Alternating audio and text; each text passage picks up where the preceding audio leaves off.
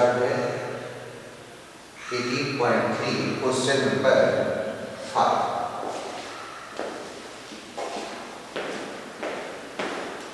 In previous videos you have solved question number 1 to 4. Now you have to solve question number 5. In a cricket match, Kumble took one wicket less than twice the number of wickets taken by Kapil. तो let यहाँ पर कर लेते हैं, let the wicket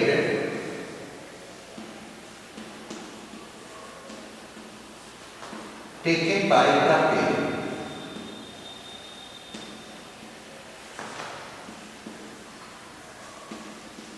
equal yes.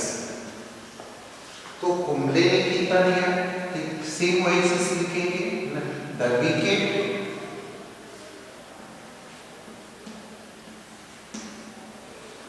Taken by Kumble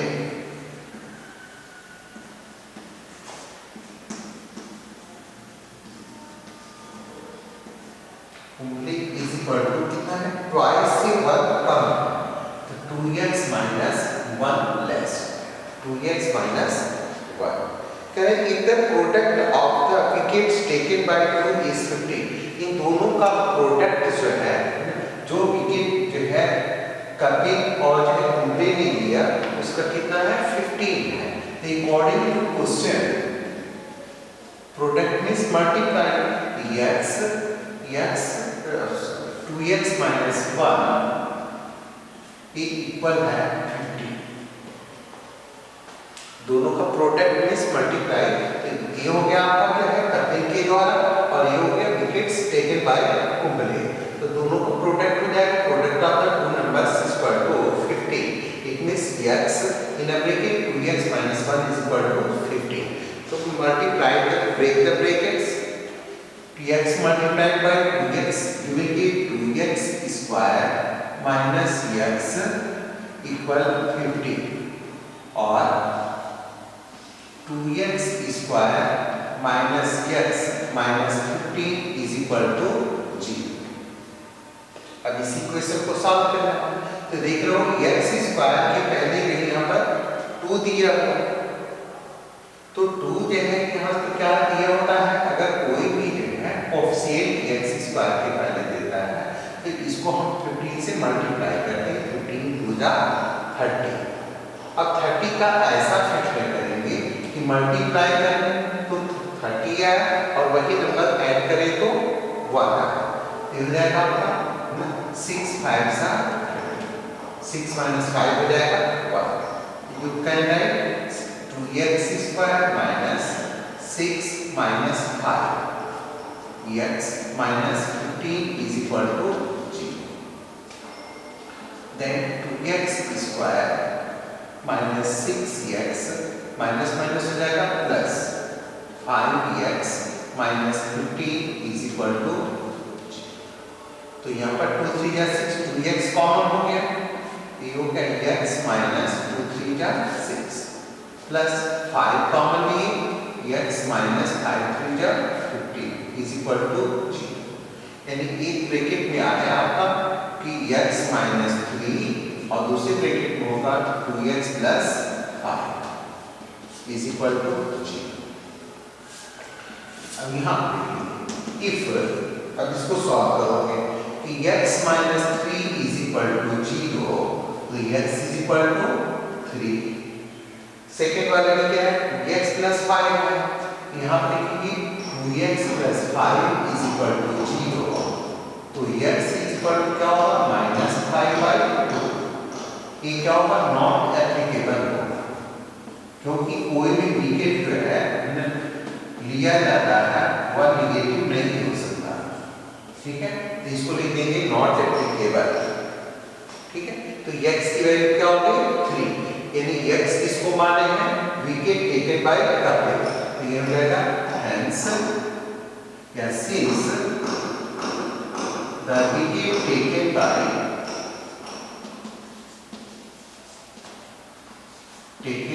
Kapil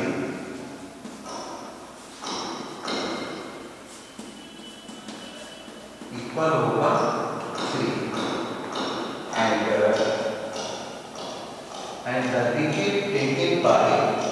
कुंडले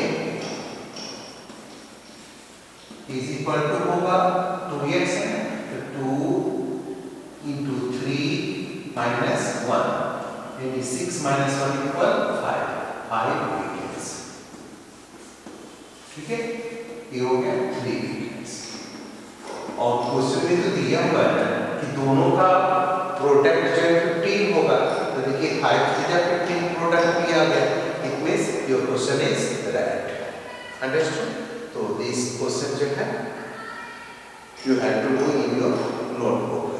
Next, question number 6.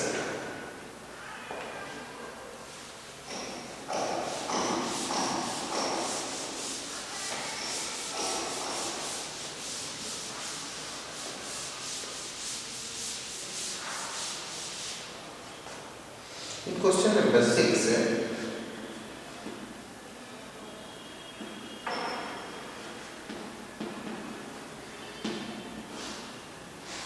a shopkeeper buy a number of books for rupees 80. If he had bought 4 more books for the same amount, each book would have cost rupees 1 less. So how many books did he buy? ठीक है, तो ये shopkeeper ने bye किया a number of books for rupees 80. Let कर लीजिए, let the shopkeeper buy yes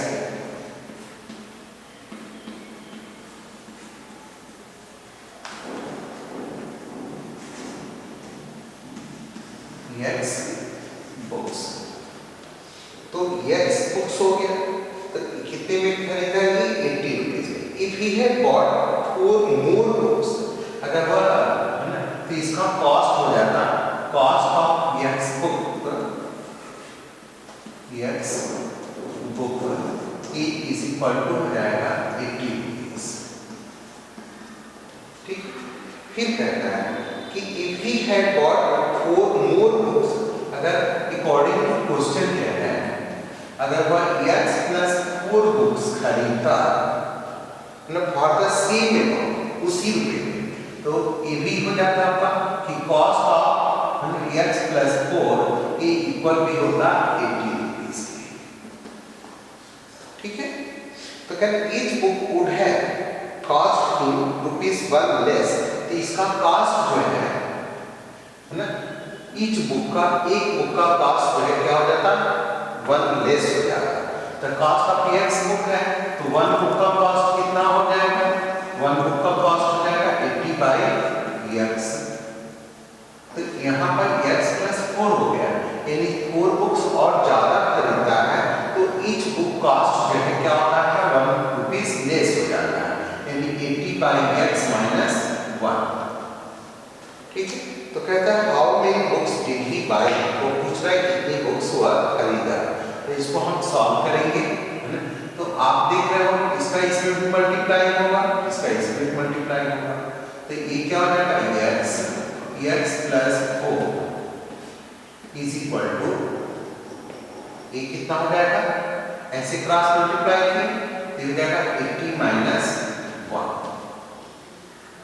ठीक है, या इस तरह से आपको नहीं आता तो ऐसे भी कर सकते हो कि x plus 4 is equal to, इसका आंसर भी x ही होगा ना, तो x बन जाए x, 1 आया, 1 को 80 से मल्टीप्लाई किए 80 माइनस x, देखो x बन जा x, फिर इसको मल्टीप्लाई कर देंगे वही उत्तर आएगा। तो हम इसको ऐसे ना लिख करके डायरेक्टली इसको लिख देंगे कि x से मल्टीप्लाई किए x square plus 4x is equal to 80 minus x। ठीक है, तो x square plus 4x, if minus x goes to left side plus x is equal to 80, and x square plus 5x minus 80 is equal to 0। अब इसका हम factor करेंगे। ठीक है, अब 80 का ऐसा फैक्टर कीजिए कि 5 आए, तो हम इसको 80 का फैक्टर क्या कर सकते हैं, 16 5 से 80 होता है,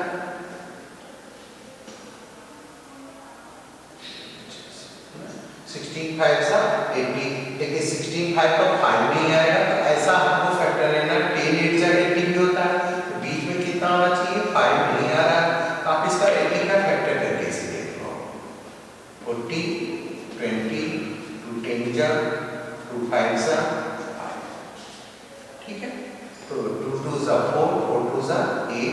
टू जा 16, ये भी नहीं होगा। 16 माइनस 5 करेंगे तो आपका उत्तर आ जाएगा 11, नहीं होना चाहिए।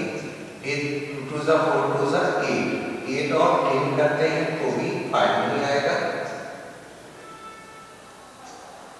तो फिर दूसरा देखिए, 2 2 जा 4, 5 2 जा 10, 10 2 जा 20, 20 minus 4 16। Next 5 2 जा 10, 2 2 जा 4,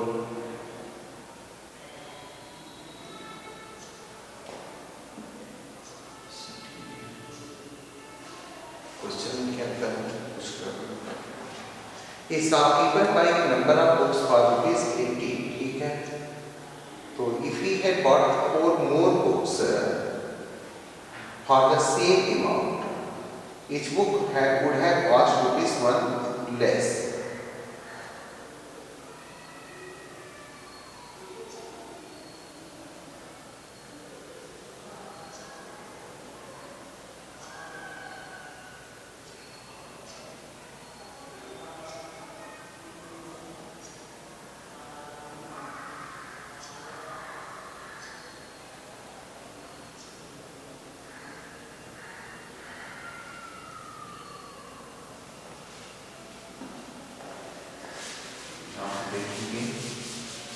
अगर 4 बुक्स भी 80 रुपीज में ही खरीदता है तो कॉस्ट ऑफ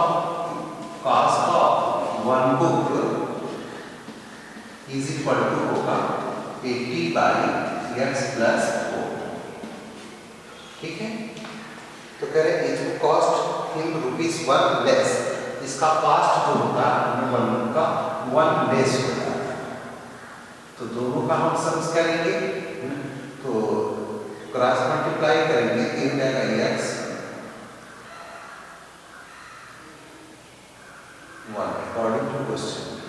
तो कहते हैं what is the cost of जो है how many books did he buy, कितनी बुक्स खरीदा, ये लिखेंगे 80 बाई x प्लस 4। इसको सॉल्व करेंगे,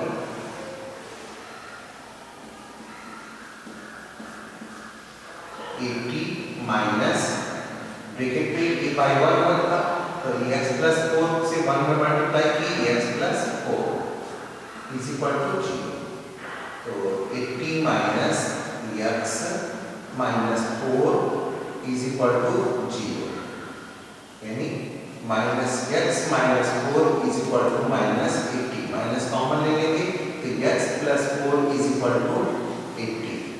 तो x इज इक्वल टू जाएगा 80 माइनस 4 इज इक्वल टू 76, यानी x कितना हो गया, उसकी शॉपकीपर बाय ने किया 76 books. The cost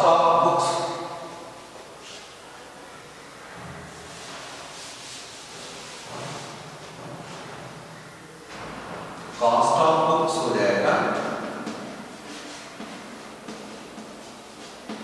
book is equal to 80 by 76, 80 by 1 book का कॉस्ट है 80 by x plus 4 is equal to 1।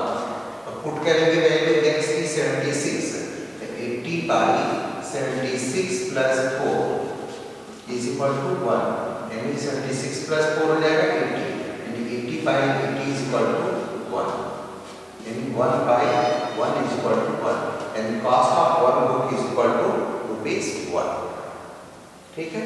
तो cost of book is equal to 1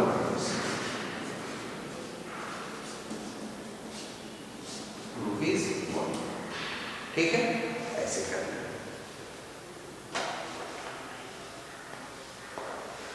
next in this week you have to solve the question number जो है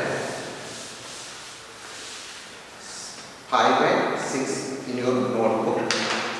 Then tomorrow you will start the exercise 19 set theory. Understood? Thank you very much.